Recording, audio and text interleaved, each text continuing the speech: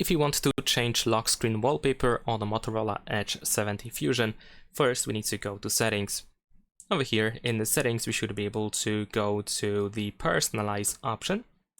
And then we're gonna choose our current wallpaper on the lock screen. And in here, we can just start searching for the wallpaper that we wish to set for the lock screen. This, of course, can be our image that we have in the gallery.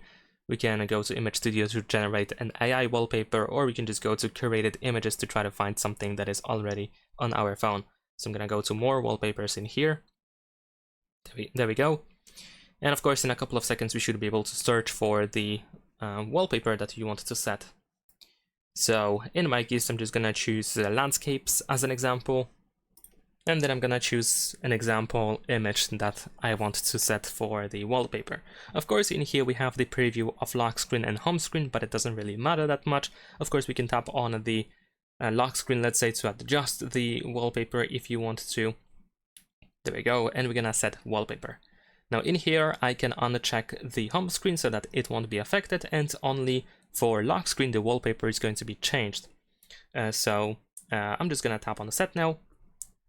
And soon we should be able to have a new wallpaper on the lock screen without changing the wallpaper on our home screen. There we go.